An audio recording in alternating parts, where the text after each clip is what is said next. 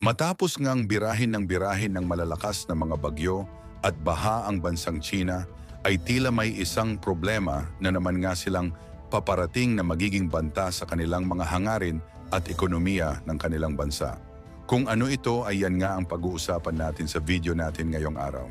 Kaya tumutok ka na at tapusin mo ang video na ito hanggang sa dulo.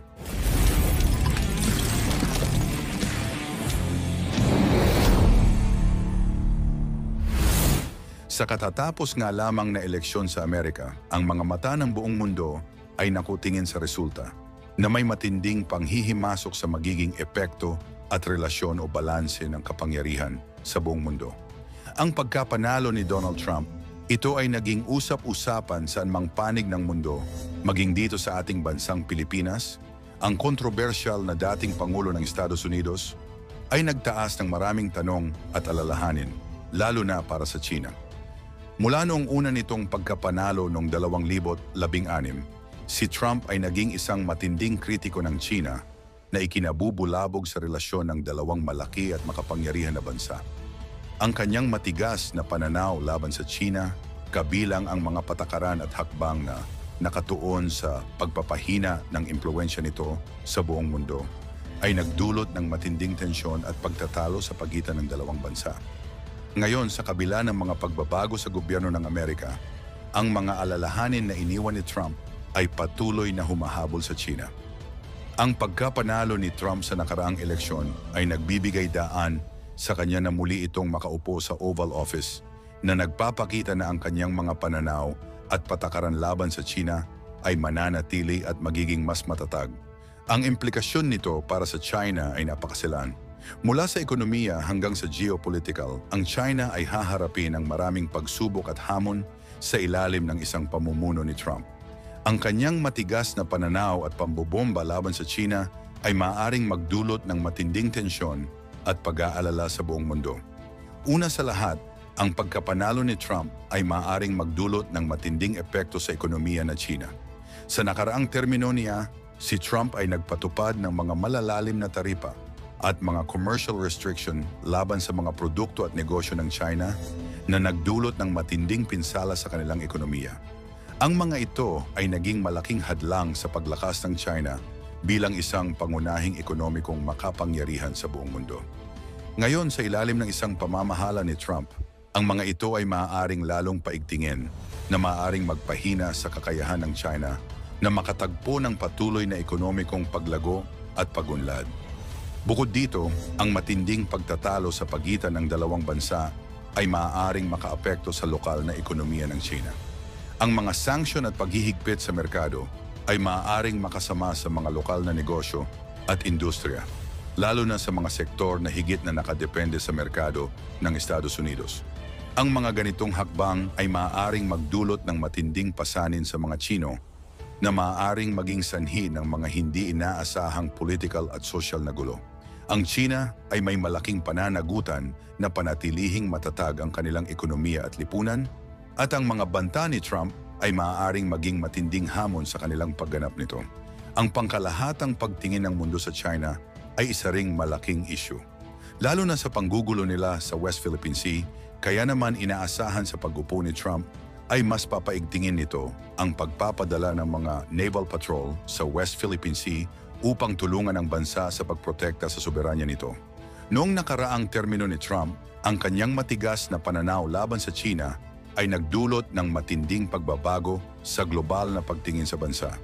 Ang China ay itinuturing na isang banta at ang kanilang impluwensya sa buong mundo ay nakaharap sa malaking pagtutol.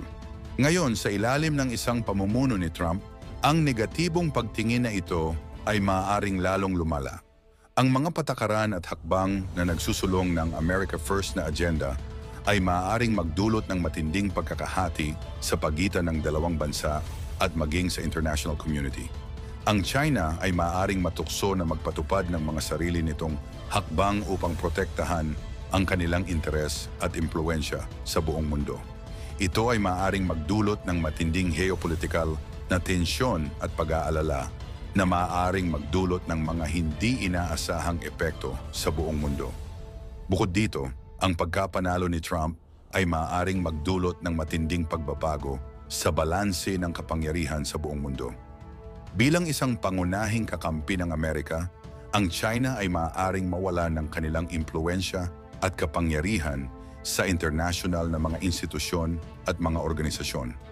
Ang mga patakaran at hakbang ni Trump na nakatuon sa pagpapahina ng impluensya ng China ay maaaring magdulot ng matinding pagbabago sa global balance ng kapangyarihan. Ito ay maaaring magdulot ng matinding kompetisyon at alitan sa pagitan ng dalawang bansa na maaaring magdulot ng matinding pinsala sa buong mundo. Ang China ay maaaring tumaas bilang isang mas agresibo at matigas na tagapagtatag ng kanilang sariling agenda sa internasyonal na antas. Ito ay maaaring magdulot ng matinding kompetisyon at alitan sa pagitan ng dalawang bansa na maaaring magdulot ng matinding tensyon at pag-aalala sa buong mundo. Ang China din ay maaaring lumakad pababa sa isang mas agresibong landas upang isulong ang kanilang mga pambansang interes na maaaring magdulot ng matinding alitan at kompetisyon sa pagitan ng dalawang bansa. Ito ay maaaring magdulot ng matinding epekto sa global na kapayapaan at seguridad na maaaring magdulot ng matinding pinsala sa buong mundo. Bukod dito, ang pagkapanalo ni Trump ay maaaring magdulot ng matinding epekto sa mga relasyon ng China sa ibang bansa. Ang kanyang matigas na pananaw at patakaran laban sa China ay maaaring magdulot ng matinding pagbabago sa global na diplomasya at kooperasyon. Ang China ay maaaring mawala ng kanilang mga kakampi at kaalyado sa internasyonal na antas, na maaaring magdulot ng matinding paghihirap sa kanilang mga pambansang interes at agenda. Ito ay maaaring magdulot ng matinding pagbabago sa global na kapangyarihan at impluensya, na maaaring magdulot ng matinding epekto sa buong mundo. Bukod dito, ang pagkapanalo ni Trump ay maaaring magdulot ng matinding epekto sa relasyon ng China sa kanilang mga kapitbahay at mga rehiyon sa buong mundo.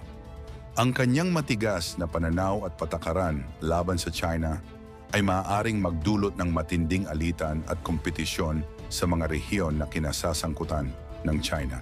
Halimbawa, ang relasyon ng China sa mga bansa sa Southeast Asia, particularly sa mga bansa na may mga territorial na pagtutol, ay maaaring magkaroon ng matinding pagbabago.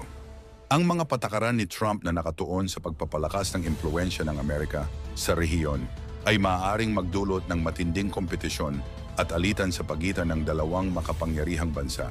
Ang China ay maaaring maging mas agresibo at makipaglaban upang isulong ang kanilang mga interes sa mga inaagaw nilang mga isla, na maaaring magdulot ng matinding tensyon at alitan. Ito ay maaaring magdulot ng matinding epekto sa regional na kapayapaan at seguridad, na maaaring magdulot ng di maganda. At yan nga ang ilan sa mga banta na posibleng kaharapin ng China. Ngayong si Donald Trump na ang uupo bilang presidente ng Estados Unidos, ano ang masasabi mo dito, kaibigan? Ibigay ang iyong opinyon sa ating comment section down below. Maraming salamat sa iyong panonood. Laging tandaan na itanim ang kaalaman at gamitin sa tamang paraan. Hanggang sa mga susunod pa nating videos. Peace!